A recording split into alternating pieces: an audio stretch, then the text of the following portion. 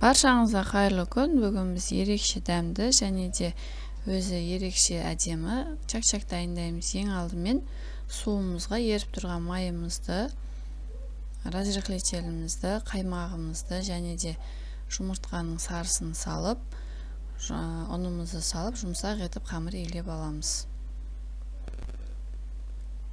Қамырымызды илеп болғаннан соң, қамырымызды тұндыруға қойып қоямыз. Біздің қамырымыз тұнғанша біз чак-чакқа арналған сиропымызды дайындаймыз. Ол үшін бізге 80 грамм су және де 200 грамм қантымыз қажет болады. Және де жарты чайный ложка лимонный сок қажет болады. Біздің қантымыз ергенше газда ұстаймыз. Қантымыз ергеннен соң суығанға қойып қоямыз.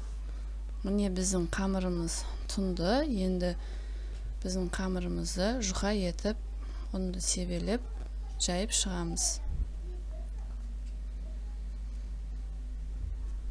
Қамырымызды жайып болғаннан соң, осындай дөңгелек тәрізді формада дөңгелекшелер етіп жасап шығамыз. Содан соң әр қамырға ұнды жағып, ортасына видеодағыдай кішкене суымызды жағып, қамырымызды жабыстырып шығамыз. Осылай 4 штуктан біздің қамырымызды бір-біріне жабыстырып шығамыз видеодағыдай.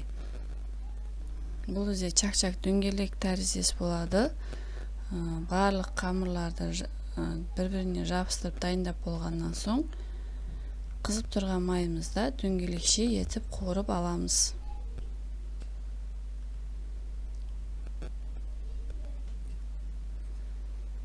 Қамырларының жабысып қалмасын, абай болыңыздар. Біздің майымызды қуырып болғаннан соң, жаңағы сиропымызға бір келкетіп аунатып шығамыз. Осымен біздің чак-чагымыз дайын болды.